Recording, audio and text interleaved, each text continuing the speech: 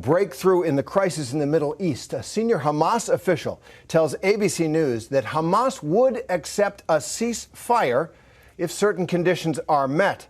This comes as Israeli police say 2 people have been killed by a rocket attack as the barrage of fire from Hamas based in Gaza continues to rain down on Israel. And our chief national correspondent, Matt Gutman, joins us live now with the latest from Israel. So, Matt, here is this. ABC News is learning our colleague Nasser Atta has heard that Hamas looking for a ceasefire under certain conditions, and you've spoken with the Israelis. Well, what are you hearing? The conditions are these, right? They are asking that Israel stop incursions into the Al-Aqsa Mosque in Jerusalem and end a fracas over Palestinians being evicted from homes in the Sheikh Jarrah neighborhood of Jerusalem. Israel is saying, according to an official I spoke with just a short time ago, no thank you. Israel says that it wants to continue to disable Hamas's military infrastructure in Gaza. We've seen these severe airstrikes over the past 9 days.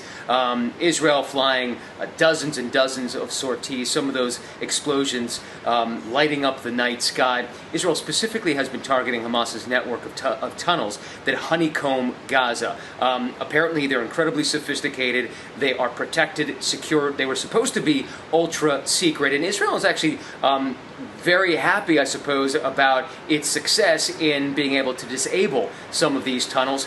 And the impression I got from the officials with whom I've been speaking is that they want to keep going at least until they finish some list of targets that they've amassed over a recent period of time. They want to disable Hamas to the degree that they can have quiet in Israel for a number of years. Nobody's talking about peace. This is just about buying a little bit of time, Terry.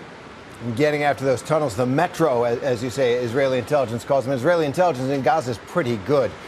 Meanwhile, one of the real concerns there, Matt, as you know, is the violence within Israel that has erupted between Israeli Arabs and Israeli Jews.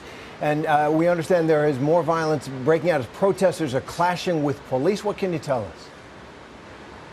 By the way, it's called the Metro, Terry. As you point out, Israel does have excellent intel in Gaza because it's like a subway. It's so sophisticated, and that was something of great concern.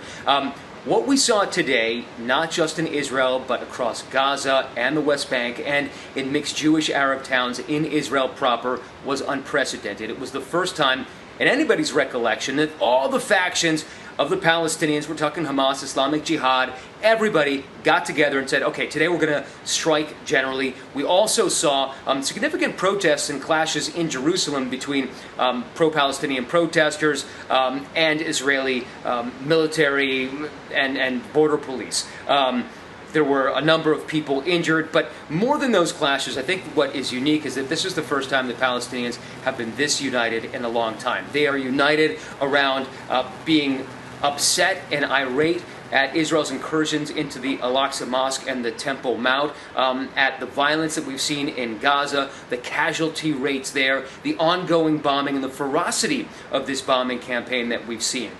So this is really quite unusual.